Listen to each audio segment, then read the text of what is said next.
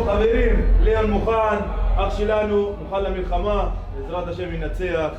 הנה, כל הצוות בו, כל הפייטי קלאב בו, יאללה עוס והמאמן, מוכן.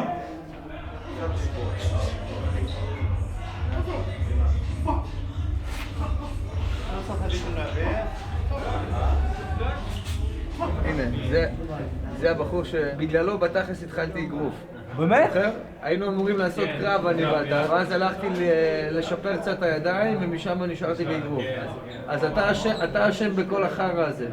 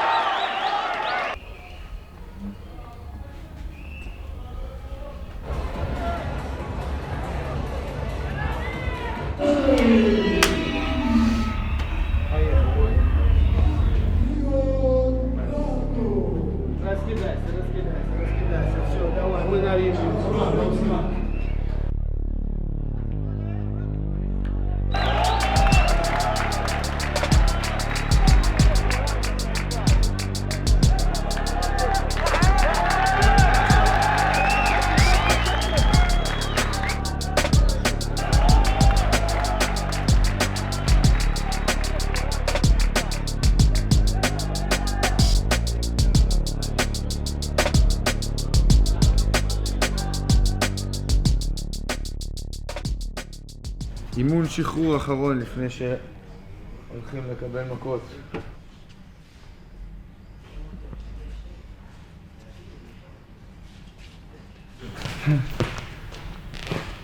לא פרובלמה, חרן סליחה. אני כל הזמן אומר לעצמי, אוקיי, אולי עוד קרב 2, אולי רק אני אגע בזה וזהו, ואני אפסיק כבר עם הקרבות. אני מודע לנזק שיכול להיות. כשהייתי באוקראינה, הזמינו אותי שם לאיזה טורניר שהיה, איזה בחור צעיר שסימנו אותו כאיזה פרוספקט כזה אצלהם בעיר. זה היה טורניר הכנה כזה, או קרב הכנה, אפילו לא משהו רשמי, לא איזה אולימפיאדה או קרב מקצועי.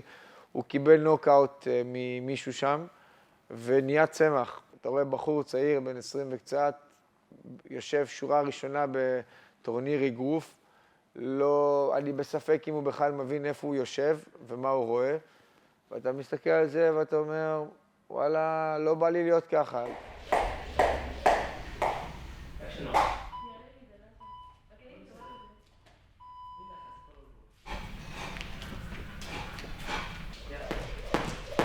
עכשיו יש לי קרב אחד ביום ראשון נגד בחור מנצרת. אני עולה אחרי 3 ימים לאליפות ישראל, בתקווה שאני אסיים את כולה, אז יהיה לי עוד 3 קרבות, אז יהיה לי בשבוע אחד 4 קרבות. אני מודע לסכנות, אבל עד שהאש לא קובע שם, ממשיכים. בוא!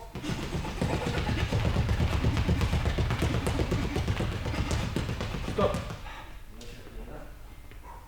נולדתי במוסקבה, עליתי בגיל קטן לארץ, בגיל 5. הגענו לתל אביב בהתחלה, שנה בבת ים, אחר כך בנתיבות. אחרי נתיבות חזרנו לבת ים, אחרי זה אבא שלי נפטר בבת ים, אז לקחו אותי לפנימייה, ליד טול כרם שם בעמק חפר בקיבוץ 4 שנים. אחר כך המשכתי שם לעוד מקום בעמק חפר, בת חפר, עוד 2. אחר כך באליכין, שזה מושב תימני, שנה. חזרתי לבת ים. הגעתי לבית ספר ביפו, שהיה כזה כמו בית כלא קטן, היה שם בהפסקות חבורה של ערבים נוצרים שיושבים, חבורה של ערבים מוסלמים, רוסים שיושבים בנפרד, זה כזה כל אחד בתוך הקבוצה שלו, והיו שם כמה חבר'ה רוסים שכבר היה להם רקע של אמנות לחימה, אגרוף תאילנדי, אגרוף, וצורה הכוחנית קצת ניסו לקחת ממני דברים.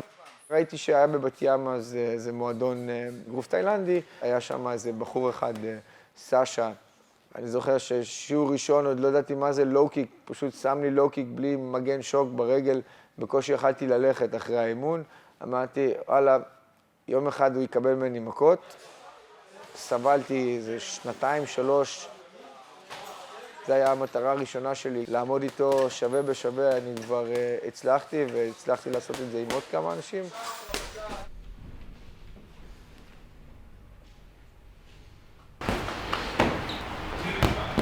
המכות הכי קשות שלי קיבלתי באימונים. כל הזמן הפציעות שלי הן בדרך כלל מהאימונים ולא בקרבות. מלא פעמים סיימתי קרבות עם פנים נקיות, ובאימונים הגעתי לפציעות שהשביתו אותי גם לחודש, חודשיים ויותר. חתכים, שבר ביד, ניתוח באף שהייתי צריך לעשות כי נסתמו לי שתי הנחיריים, שטפי דם במחיצות.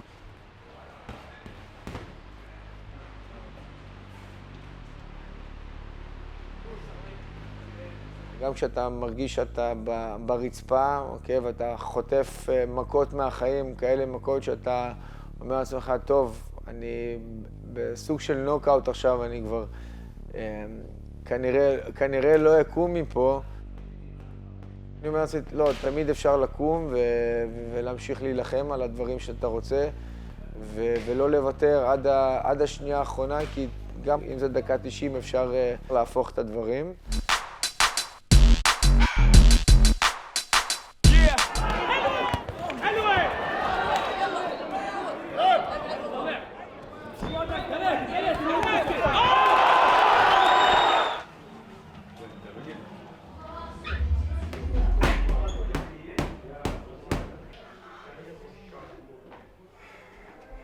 דוגמה לא אלימה, שהכרנו בהתחלה אני ואשתי, אז הכל היה טוב ויפה. ואז באיזשהו שלב היא פשוט אמרה, זהו, אנחנו חותכים את הקשר, אין סיכוי להמשיך. זה היה בשבילי באמת כמו נוקאוט. זה אחרי סופש מדהים והכל, פתאום אומרת לך בבוקר, יאללה ביי, זהו, זה נגמר. ההורים שלה בכלל לא מוכנים לקשר הזה, ובגלל שהיא סינית ואני לא סינית, אמרה לי, זהו, אין סיכוי, אבא שלי לא מסכים, אמא שלי עם אבא שלי, אנחנו מסיימים את הקשר. אמרתי לה, לדבר עם אבא שלה, תני לפגוש אותו. ואז באמת אחרי כבר איזה כמעט שנה שיצאנו, ההורים שלה החליטו להגיע לפה לארץ.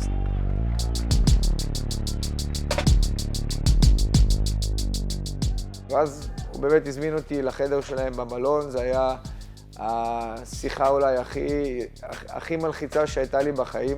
נכנסתי לחדר, אבא שלה יושב, שם כיסא מולו.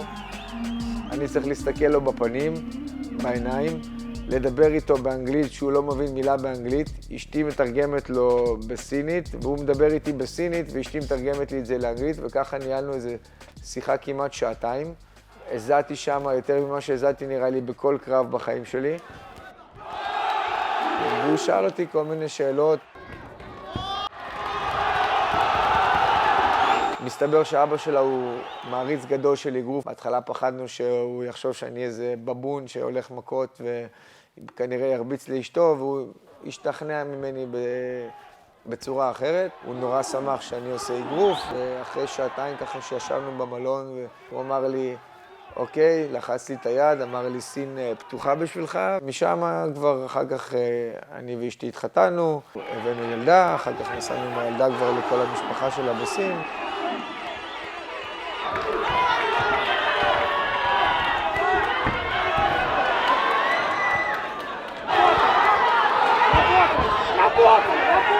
Работай, блядь! Еще удар!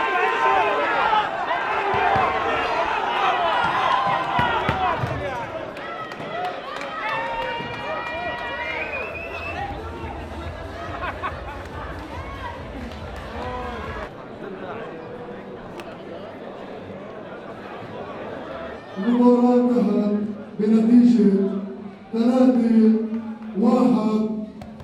للزاوية الحمراء.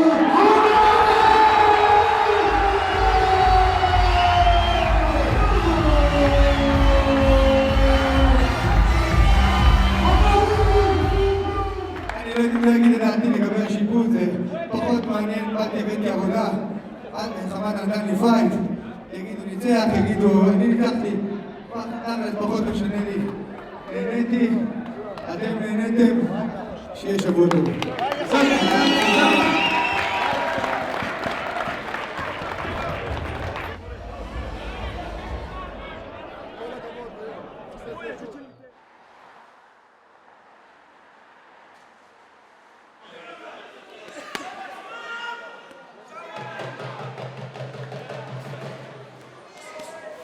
אני בתור ילד קטן הרגשתי לא אוהבים אותי במיוחד, לא ידעתי למה.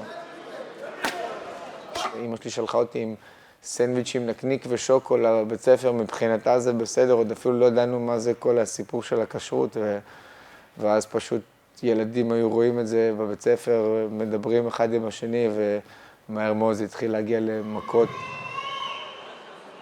אתה עולה לאוטובוס, להסעה, פתאום מישהו מתחיל להרביץ לך, או בבית ספר, מישהו בלי שום סיבה מתחיל, לא יודע, לקלל אותך, אתה אפילו בהתחלה לא מבין את הקללות, אתה עוד לא יודע מה זה בכלל. רוסים מסריח, החזיר וכאלה.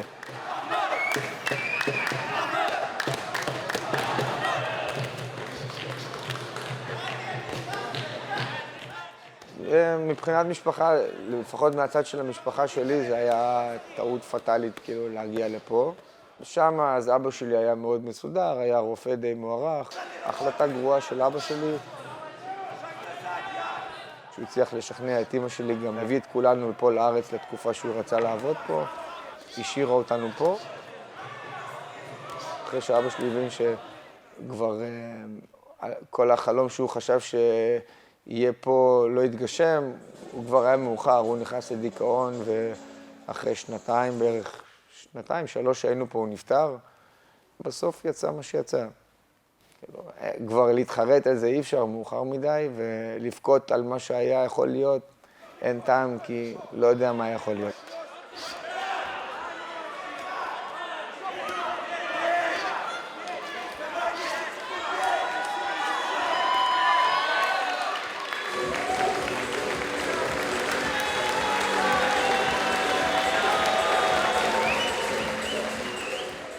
ולפי החלטת כל השופטים, המנצח באלוף ישראל לבוגרים במשקל עד 86 קילוגרמים, בפינה הכחולה יחזה מכבי אשדוד. זה המשתתף הכי מבוגר באליפות ישראל, באליפות ישראל לשנה שעברה.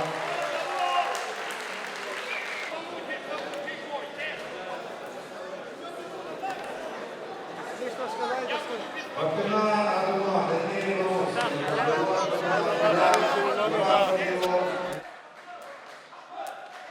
זה ספורט אכזרי. יהיו מעט מאוד אנשים שישארו איתך ויתמכו בך כשאתה אחרי הפסדים, אבל בוא תפסיד ותחזור חזרה, זה כבר קצת מראה על רמה אחרת.